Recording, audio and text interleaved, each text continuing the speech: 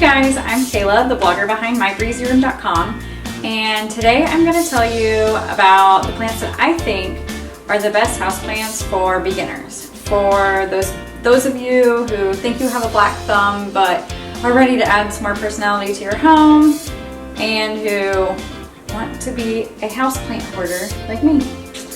Recently, I saw a meme going around about a list of houseplants that even you could keep alive.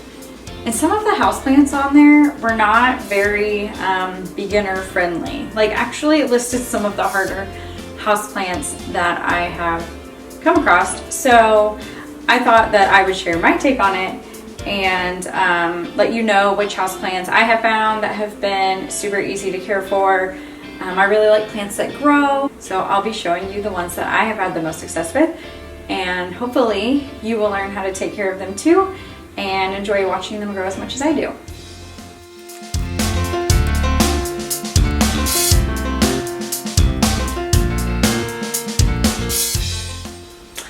Alright guys, I have my first plant set up here on my nice little makeshift plant presentation table. Which is really just where I store craft supplies in my closet. First off, I want to let you guys know that I am definitely not a houseplant expert by any means. I mean, I still think that you can find something useful in this video, but I don't know the scientific or Latin names for the plants. I don't know how to pronounce them. I learn as I go, so I'm sure I do make mistakes with my plants, but I have not killed very many plants at all in the past 4 years. So that is what I'm taking as my authority to speak on this. And if you have any advice that you think of as I'm going through this that you think would be helpful for me or for other people, like, please share it in the comments. Okay, so the first plant that I think every beginner houseplant owner, houseplant mom should start off with is a snake plant. So I have these 4 right here. This one is the first. This one's the first one I got, or this one, I can't really remember. They're both pretty old. These two are probably the same variety. This one obviously looks quite a bit different, but it is still a member of the snake plant family. And this little guy has had a rough life, so I'm trying to save him right now. This is probably not the right way to do it. I think he had gnats that pretty much ate his root system. So I was trying to kind of wet his roots down again and then replant him, hopefully with some fertilizer. We will see how it goes. But for the most part, aside from pests in your plants, it is really hard to kill a snake plant. A lot of people call them low light plants. However, I would argue that like low light plants don't really exist. Like, all plants need sunlight to survive. So while your snake plant can survive in a corner of your home that is sort of dark, it's going to be happier closer to a window, which is really true for all houseplants. So as I go through this, I'll probably address that a few times, but I get a lot of people who ask me why their houseplants are dying, and the truth is that 90% of the time they're not getting enough sunlight. So snake plants are super easy to take care of and are definitely number 1 on the list of plants for beginners.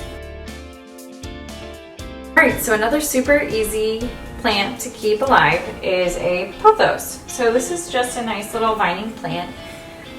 They grow really quickly, they're really fun to decorate with, they look really good on shelving or just about anywhere. And this one I recently, like last week, just got a little totem pole here, and I'm trying to train it to climb up because they're supposed to be happier and they grow bigger, fuller leaves if they are climbing, because that's normally what this vine would be doing out in the wild. So I'm trying to recreate that a little, but yeah, so these do require a little more watering than the snake plants. The snake plants you can get by watering about once every 2 weeks, or less even. If you forget it for a month, the snake plant is fine. This guy likes to be watered about every 10 days-ish. So I just watch to see if the leaves are wilting. It's pretty obvious when it happens. I just watered him not that long ago, so he's looking pretty good today. Another thing that I really love about the pothos is that it is super easy to propagate. So I'm not really going to go over exactly how to do it here. You can Google it. I might make another video some other time. But essentially you just trim off the leaves, you cut around the nodes, and you just put them in water and they grow roots like these. So these are ready to be repotted soon, or planted, and they will become their own plant. So that's pretty fun to do. So yeah, both those are just a nice plant they're fun to decorate with, they're easy to propagate, and they're a great beginner plant because they're kind of hard to kill. Yikes, spilled some of that. Okay, number 3 on my list is this jade plant. So jade plants are really easy to find at any home improvement store even. They're one of the most common like little succulents that you can find. You know, they usually start off like about this big. That's how this monster started off, and I've had him for about 3 years now. And as you can see, he has grown. So what I like to do with succulents especially is I like to buy them in the spring or in the summer from a store where they're already outside. A lot of times they'll have them in the outside garden center just already sitting in the sun. And then I just bring them home, then I plant them in a bigger pot and let them do their thing outside. So we live in Kansas City, which is not the desert, but our summers work really well for succulents. They're like the desert, or winters not so much, so you couldn't leave them out there year round. But you know, we get downpours of rain and then long seasons of drought, which kind of mimics the desert. So that is how I grew this one when I first bought him. So I just planted him outside, I left him there, didn't touch him, and at the end of the summer it had already grown quite a bit bigger, but not near this big. It has definitely added a lot of height since I've had it inside, but this is a fun one to watch grow. And because it's a succulent, it does require full sun. I only water it about once every 2 weeks, and he has gotten a little hardy, like the bigger and more established that he's gotten, so I can move him around a little bit, but we still want to make sure he's getting plenty of sun. So yeah, this is a fun and easy plant for beginners. Okay, so one thing that a lot of people think is that they can start off with a cactus and they're not going to have any trouble with it, which is possible as long as you don't overwater it. And once again, I know this gets repetitive, but as long as you have enough light for it, because obviously a cactus is meant to live out in the desert where they receive plenty of full sun. So that's what yours is looking for. This guy is pretty neat. He's growing in all sorts of weird directions because he's actually not getting enough sun in our east facing window. So we're hoping that spring comes soon and that I can put him outside. I'll probably just break these pieces off and either replant them or give them to friends. And that is one of the most fun parts of this particular type of cactus because it's super easy to propagate again. And unlike the pothos, you don't have to cut it in a certain spot. Well, I mean, the bottom of the pad, of course. But you just stick it in dirt and you can put it up like against a stick or something if you want to hold it in place, and it will grow roots and it'll grow pretty quickly. So yeah, I actually got this from a friend. She gave me, she has a huge one, I guess, and I haven't seen it, but at her parents' house, and every summer they take it outside, it grows really big, they bring it back inside, and a bunch of the little pads break off, and so she gifted quite a few of them to me, and I have grown this one, I've grown a couple other ones, I've gifted them as housewarming gifts, and when I break these off, yeah, I'll probably give them to friends. So it's a super fun plant that grows really easily. You don't have to water it a lot. In fact, the thing you want to watch out for the most is overwatering. But yeah, it's a great one. It does get some spikes on it. It doesn't really look like it, but if you were to touch like right where all these little circles are, they do have like fiberglass type spikes, so don't do that. Okay, we're down to my final 2 suggestions. So my next one is a money tree. So I have these 2. This one I just recently picked up at Aldi because I don't know if you guys have Aldi or love it as much as I do, but you can pick up like really cheap plants there. So I usually get one every time I go. Even when I say I'm not going to, I'm kind of addicted. But anyway, so money trees, they have all these little leaves on them. They usually have, this one has 1, 2, 3, 4, 5. They usually have a few trunks braided together. And I've seen really big ones at IKEA that are pretty cool as they grow bigger. They grow relatively quickly, which I really enjoy watching. So yeah, that makes this one of my favorite plants. And since this was one of my first plants as a beginner, I know that you can keep them alive. And I actually have quite a crazy background story about this guy and why he only has one trunk. He's definitely a survivor. And that is another reason that this plant has made the list. As far as watering in sun, they do well in bright light, again, like most plants. And they like to be watered. They're kind of along with the pothos about every 10 days or so. I can push it to about 2 weeks if I'm being kind of lazy about it. But sometimes they'll drop leaves and then I feel bad. Okay, so the story behind this big guy here is that when I first got him, my mom got him for me for Christmas about 3 years ago. And he was definitely this size. Like he was this little one here. I just set him up on my mantle and forgot about him.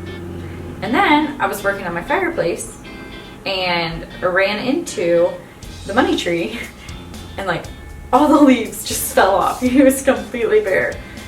I didn't give up on him, luckily. And at that point, he still had all of his trunks braided together. Then a few months later, my toddler at the time got a hold of it and ripped out the entire plant from the dirt. So I replanted him again and he lived. And I don't remember how many of the trunks survived that. Maybe 1 or 2 died, I'm not sure. But then I put it outside so it could get a little bit more sunlight, hopefully grow a little quicker. I really do like to do that with all my plants. It's a nice way to let them absorb some humidity too. A lot of them are tropical plants and I really like the humidity of a summer in Kansas City. So I put it outside and Graham, my toddler, got a hold of it again, like a few weeks later, and again ripped the whole thing out. I found it just laying on the ground outside. I replanted it and this is the only surviving trunk, but it has managed to survive and thrive and has grown quite a bit from the little bitty troubled money tree that it was. One time I was getting a pedicure and somebody told me that if your stems had like 6 or 7 leaves on them, then that would mean you would be blessed with wealth. But I've been like counting and a lot of mine do, so either I'm just waiting to get rich or that wasn't quite accurate. I think at first a lot of them just had 5. Yeah, like this little one just has 5 leaves on it. But yeah, as they get bigger, they get more. So I don't know if you believe like the old wives' tales, proverbs, whatever you want to call it. Okay guys, we are down to my last suggestion for beginners. You may think that this looks really similar to a snake plant, which it is, but also this one is not real. I don't know if you can tell. I think this one is super realistic looking. I got it off of Amazon for about $50 and I can link that below. But yeah, I think even for experienced houseplant owners, like if you're following the rules and making sure your plants have enough light, there are going to be places in your home when a faux plant just makes the most sense. Where a faux plant just makes the most sense. So I really like this one. There are quite a few other ones on Amazon. One thing to look for when you're looking at faux plants is like if both sides of the leaves look real versus like the underside of the leaf looks really fake, because that is kind of a common thing. But I think that now more faux plants are becoming like more classy, like more real looking. I love putting this in like my kids' room. They can't destroy it. They can't dig in the dirt when I'm not looking because there is no dirt. And it's just a really nice addition to your home decor. So if all else fails, there are a large variety of faux plants that you can fall back on. But I'm really confident that with these few plants that I've given you, if you just start with these, once you get used to watching your plants grow, you're going to become more invested in learning how to keep other ones alive, and then you can pretty much take on any houseplant with no problem. Everybody kills a few plants here and there because houseplants can be finicky, especially compared to their outdoor counterparts. But overall, it's really fun to bring them into your home, and literally anybody can learn to do it. So if you like this video, and if you like learning about home decor, houseplants, and minimalism, please subscribe to my channel, and I will see you guys next time.